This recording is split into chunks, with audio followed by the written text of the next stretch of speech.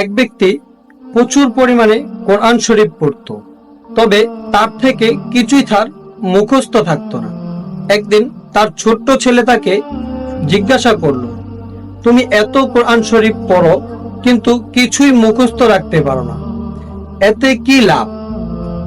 তখন ওই ব্যক্তিটি বলল, আচ্ছা, আমি তোমাকে এই প্রশ্নের উত্তর দিব, তার আগে তুমি এই বেতের জুড়িটি দিয়ে সমুদ্র থেকে পানি এনে আমাকে দেখাও। ছেলেটি বলল, এটাতে পানি ভরে আনা তো অসম্ভব ব্যাপার। লোকটি বলল, চেষ্টা করে দেখো। বেতের জুড়িটি কয়লা আনা নেওয়ার কাজে ব্যবহার হতো। তখন ছেলেটি জুড়িটি নিল এবং সমুদ্রের দিকে রওনা হলো। সমুদ্রের পানি তাতে ভরে পিতার কাছে নিয়ে আসতে আসতে জড়ি থেকে সব পানি বের হয়ে গেল। এবার পিতাকে বলল, এতে কি লাভ? পানি তো সব বের হয়ে যাচ্ছে। তখন আবার ওই বাচ্চাটিকে পিতা বলল, চেষ্টা চালিয়ে যাও। ছেলেটি 2 বার, 3 বার, 4 বার, 5 বার এরকম করে চেষ্টা করতে শুরু করলো। অবশেষে ক্লান্ত হয়ে বদনে পিতার কাছে ফিরে এসে বলল, আমার পক্ষে পানি এই পাত্রটি ভরে আনা সম্ভব না। তখন পিতা বলল, তুমি কি খেয়াল করেছ জড়িটির মধ্যে? ছেলেটি বলল, হ্যাঁ, জড়িতে আমি পানি ধরে রাখতে পারি না, তবে পানি জড়ির মধ্যে থাকা কয়লা ময়লা ধুয়ে সাফ করে দিয়েছে। এখন সেটি পরিষ্কার ও চকচক করছে। তখন পিতা বলল, তুমি ঠিক ধরেছ। কোরআনও তোমার অন্তরকে সাথে সাথে একই কাজ করে।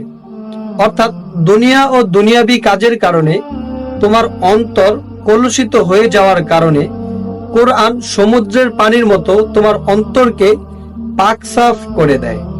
যদিও তুমি তার থেকে কিছু তোমার অন্তরে সংরক্ষণ করে রাখতে না পারো। মনে রেখো, কোরআনের নাজিলকৃত প্রথম আয়াত পড়ো, মুখস্থ করো না। সুতরাং কোরআন মুখস্থ করতে না পারার কারণে শয়তান যেন তোমাকে ওয়াসওয়াসা সৃষ্টি করতে না পারে এবং তোমাকে কোরআন পড়া থেকে দূরে সরিয়ে দিতে না পারে। এই ঘটনা থেকে আপনার আমার রবের সন্তুষ্টি অর্জনের জন্য, তার শুকরিয়া আদায় করার জন্য, অতঃপর তার মহত্ব, বরত্ব এবং গুণগান প্রচার করার জন্য এই ভিডিওটি সবার মাঝে নির্দ্বিধায় শেয়ার করে দিন এবং কোরআন হিফজ করা নিয়ে এই দারুণ এক মজার ঘটনা, মজার এক ভিডিও আমরা সবাইকে প্রচার করে শেয়ার করে দিই, যাতে করে সবাই এই ভিডিও শুনে এবং ভিডিওটা দেখে ঘটনাটি শুনে সবার দিলের মধ্যে যেন কোরআন শরীফ পড়ার একটা তামান্না দিলের মধ্যে জাগ্রত হয়।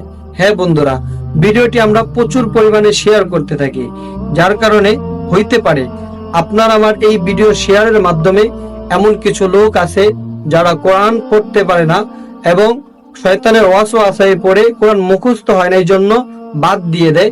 এটা যেন না হয়, এই ঘটনা শোনার পরে যেন সে আরো বেশি উৎসাহিত হয়, এই জন্য আমরা ভিডিওটাকে বেশি বেশি শেয়ার করে দিই। হ্যাঁ, আর আপনি যদি আমাদের চ্যানেলের নতুন দর্শক হয়ে থাকেন তাহলে অবশ্যই এই ধরনের ইসলামিক আরো ঘটনা এবং গল্প পেতে আমাদের এই চ্যানেলটিকে সাবস্ক্রাইব করে বেল আইকনটি অন করে রাখুন।